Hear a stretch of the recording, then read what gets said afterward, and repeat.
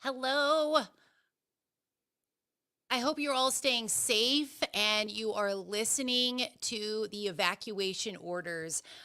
Jamie is not with me today. Welcome to 15ish. We are normally out here telling you about upcoming events and all the great things that are happening in and around town.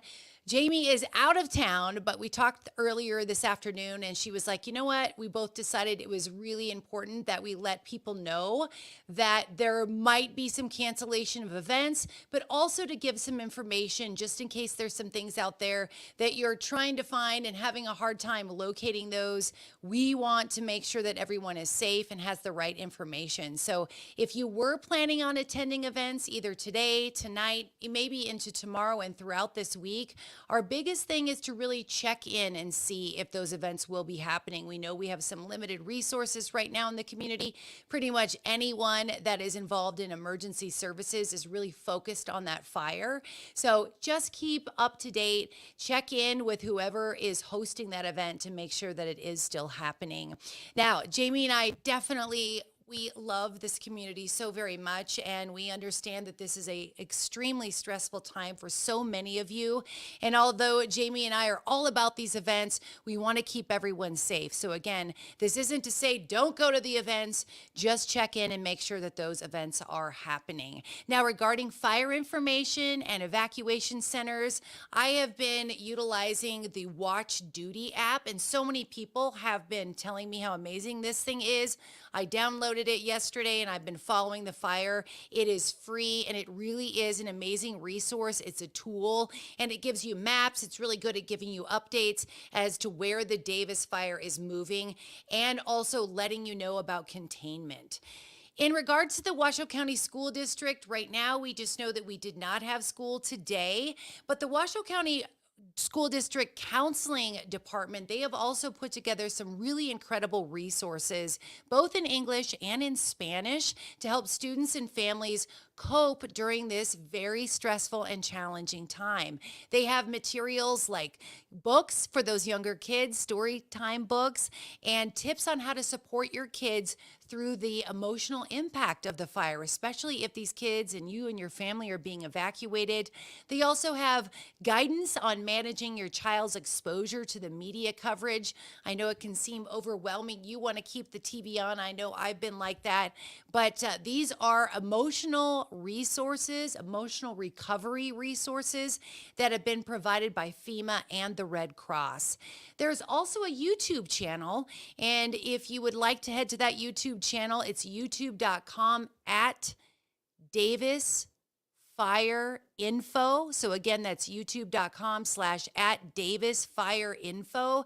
You can get up-to-date visuals of the fire and information for the fire and evacuation on there as well. There are lots and lots of great restaurants and hotels that have been so gracious to say, hey, we either want to provide food for you, offering discounts for you.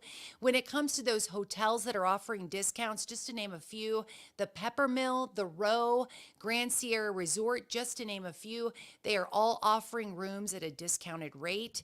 And if you are being evacuated, Neal Road Recreation Center is now the main evacuation center. It is being managed by the Red Cross, and people are being directed to this location for sheltering services. Again, that is over at the Neal Road Recreation Center. Now, in regards to the winds, I've been keeping up with this. I live in the Northwest, and it is pretty windy, been this way steady since I would say 11:30 noon, but the winds are definitely picking up, and that's what we're hearing. That's what we're concerned about, is that we definitely are going to see winds picking up, especially between that 5 and 8 o'clock hour, and it definitely looks like we'll see a reduction in the winds around 8 o'clock tonight. Bottom line is, Jamie and I want you all to be very safe, and we want your family to be safe. Please listen to law enforcement and our wonderful first responders if they're coming into your neighborhood to let you know that it's time for you to evacuate. Just be quick, be safe. I know that the city of Reno is also providing additional resources. Their website, which is reno.gov/wildfires. This also is another great opportunity for you to get more information. even what to pack, what to bring when you are being evacuated. We know a lot of people are already putting together those suitcases and bags to get out of the house as quickly as possible. We want to say that we're thinking about our first responders. We know that more and more are being called to the scene, and we're so grateful for each and every one of you for all the work that you're doing. Thank you so very much. We're an amazing community, and I have seen us come through some really incredible things, and I know that we can come through this together. So thank you so very much. Be safe, check in with your friends and your family, and we're very much looking forward to this all being over so that we can get back to the things that we enjoy, and that's enjoying all the great events that we have here in Northern Nevada and being a part of this great community. So again, thank you so much to our first responders and to everyone who is doing great things to lift our community up during a difficult time. From Jamie and I at 15ish, we're thinking about you all. Thank you so much.